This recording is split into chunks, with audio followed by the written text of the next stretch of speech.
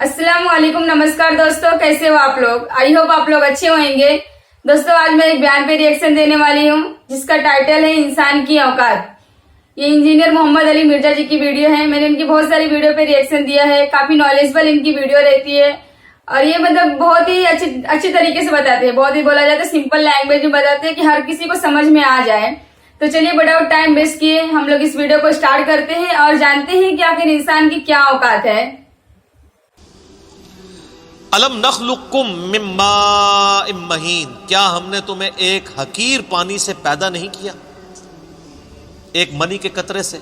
और वो इतना हकीर है कि आम गुफ्तगू में उसका जिक्र करना भी इंसान पसंद नहीं करता, इतनी हकारत से उसे समझा जाता है। जिस्म से निकल जाए तो गुस्ल फर्ज हो जाता है, कपड़े धोने जरूरी हो जाते हैं, उससे जान छुड़ाना जरूरी हो जाता है। इसी के अंदर अल्लाह ताला ने इंसान की औकात रख दी है कि इंसान कभी अपनी पैदाइश के ऊपर गौर करे तो कभी उसके अंदर अकड़ नहीं आ सकती। और देख ले कोई दुनिया का बड़े से बड़ा इंसान, उसकी पैदाइश हुई उसी तरीके से। एक हजरत ईसा अलैहिस्सलाम और हजरत आदम अलैहिस्सलाम की एक्सेप्शन मिलती है ना, अदरवाइज बड़े से बड़ा कोई पैगंबर हो, बड़े से बड़ा कोई फिलासफर हो, बड़े से बड़ा कोई जो है वो साइंटिस्ट हो,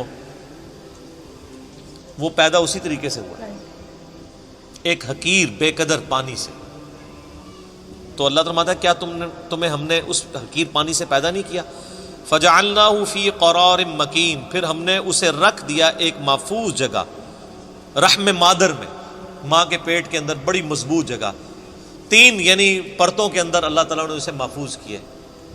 एक जिनीन की फॉर्म में, एक एम्ब्रियो की फॉर्म में, फिर उसके अंदर अल्लाह ताला ने जिस तरीके से नक्शो नगारी फरमाई है वो तो ना माँ को पता होता है ना बाप को पता होता है। माँ बाप वैसे इज्जत अवेल करते रहे, वो तो बेचारे जरिए हैं, सिर्फ करने वाला तो अल्लाह है। ना बाप को पता होता है कि क्या हुआ, ना माँ को पता होता है कि क्या हुआ। इला क़दर मालूम, एक मुअय्यन मुद्दत तक के लिए। फ़क़द्दरना, तो हमने एक अंदाज़ा ठहराया। फ़निअमल क़ादिरून, तो कितने ही बेहतर हम अंदाज़ा ठहराने वाले हैं। वैलुन यौमइज़िन लिलमुकज़्ज़िबीन, लेकिन याद रखना ये जो हमने पैदा किया और दुनिया में भेज दिया, ये इसी तरीके से तुम्हें छोड़ नहीं दिया। सीरियस क्रिएशन हो तुम अल्लाह की, उसने तुम्हें किसी मकसद के लिए पैदा किया है। और इसमें ही क़यामत मुज़मिर ऐसी जुमले में कि वैलुन यौमइज़िन लिलमुकज़्ज़िबीन। अब जो फिर रब को रिस्पॉन्स नहीं करेगा उसके लिए तबाह व बर्बादी है फिर क़यामत वाले दिन। तो ये अल्लाह ताला ने एक इंसान को उसकी औकात याद करवाई है कि तेरी कोई हैसियत नहीं थी। अल्लाह ताला ने तुझे एक बेकदर पानी से पैदा किया, 2 दफा तुझे शर्मगाह से गुजारा,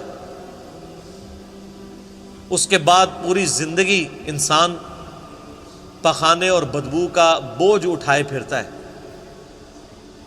जब तक बाहर ना निकाल ले उसे सुकून नहीं आता, और बाहर वो सबके सामने निकाल भी नहीं सकता, पर्दे में जाना पड़ता है, और मरने के बाद गल सड़ के हड्डियां बन जाएगी। ये उसकी पूरी औकात है।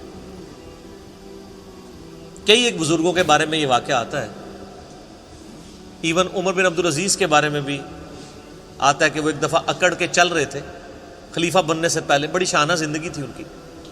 तो ताउस ताबई थे रहिमहुल्लाह ताला, जो इब्न अब्बास के शागिर्द हैं। तो उन्होंने उमर बिन अब्दुल अजीज को जब अकड़ के चलते हुए देखा ना, ये इमाम गजाली ने भी मुकाशफतुल कुरूब के अंदर नकल किया है। तो उन्होंने उमर बिन अब्दुल अजीज को मुखातिब करके कहा कि ऐसे शख्स को ज़मीन पे अकड़ने की कोई इख्तियार हासिल नहीं होना चाहिए, उसकी कोई हैसियत नहीं कि ज़मीन में अकड़ के चले कि जो एक मनी के नापाक कतरे से पैदा हुआ है और 2 दफ़ा शर्मगाह से गुजारा गया है और अपने पेट में पखाने का बोझ उठाए फिरता है, और मरने के बाद गल सड़ के एक मुर्दा होगा। वो देख लेना फौरन बू पड़ना शुरू हो जाती है, थोड़ी सी लाश को डिले करते हैं। عمر بن عبدالعزیز نے جب یہ بات سنی تو فوراً عاجزی کے ساتھ چلنا شروع ہو گئے اور ساتھ فرماتے جاتے تھے کہ طاؤس نے مجھے جو نصیحت کی ہے نا، میرے ایک ایک جوڑ کے اوپر اس نے ایسی ضرب لگائی ہے کہ میں نے اس ضرب کو محسوس کیا. لیکن یہ وہی ضرب محسوس کرتا ہے جس کے اندر وہ ایکسیپٹیبلٹی کا مادہ موجود ہو، ورنہ کوئی ڈھیٹ ہو نا، اس کے اوپر سے پورا قرآن بھی گزار دیں اسے کوئی فرق نہیں پڑتا. نصیحت والے کے لیے ایک جملہ بھی کافی ہوتا ہے.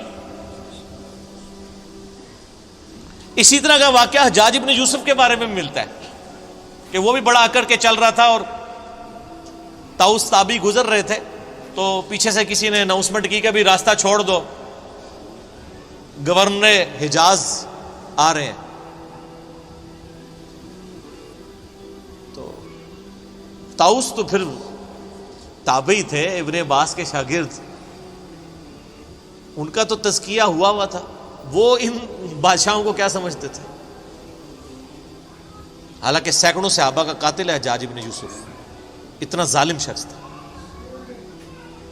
امام ترمذی نے جامع ترمذی میں اس کے بارے میں لکھا ہے کہ 1,20,000 لوگ ہیں جس کو اس نے اپنے سامنے قتل کروایا باندھ کے، بے گناہ. لیکن جو اللہ والے ہوتے ہیں وہ پھر ان چیزوں کو خاطر میں نہیں لاتے. تو حضرت طاؤس نہیں ہٹے تو حجاج حیران ہوا کہ یہ کون سا بندہ ہے. ان کے پاس آگے کھڑا ہوا اور کہا کہ تم مجھے جانتے نہیں ہو؟ ان کا میں بڑی اچھی طریقے سے جانتا ہوں، تم ایک ناپاک قطرے کی پیدائش ہو. ایک دفعہ اپنے باپ کی شرمگاہ سے نکلے، دوسری دفعہ اپنی ماں کی شرمگاہ سے نکلے، اور تمہارے پیٹ میں اس وقت پخانے اور بدبو کو تم اٹھائے پھرتے ہو سب کے سامنے، سب کو پتہ ہے. یہ وہ حقائق ہیں جس سے کوئی انکار نہیں کر سکتا. اور مرنے کے بعد تم گل سڑ کے ایک مردے کی فارم میں پڑے ہوگے. میں بڑے اچھے طریقے سے تمہیں جانتا ہوں.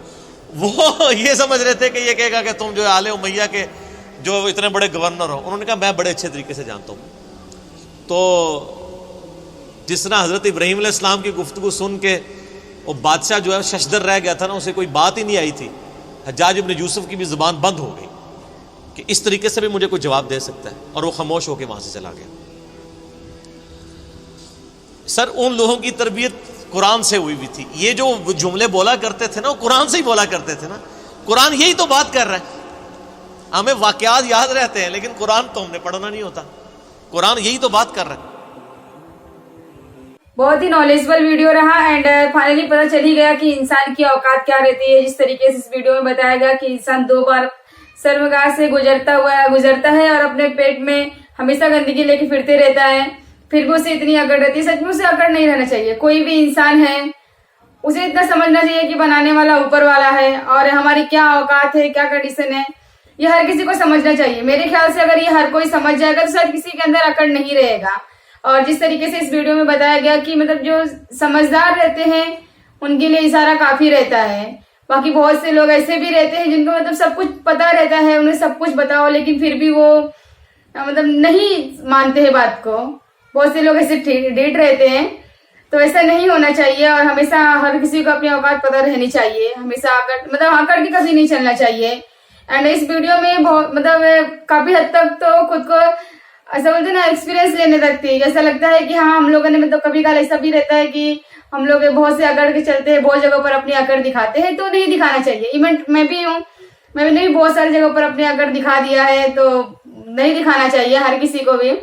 اینڈ میں بھی اوپر والے سے بولتی ہوں کہ اوپر والا مجھے معاف کر دینا، میں نے بھی بہت ساری جگہ پر دکھایا ہے. لیکن اس ویڈیو کو پتہ چلنے کے بعد تو ڈیفینیٹلی میں کہیں پر بھی اکڑ نہیں دکھاؤں گی، کیونکہ اس ویڈیو میں پتہ چل گیا مجھے کہ آخر انسان کی اوقات کیا ہے.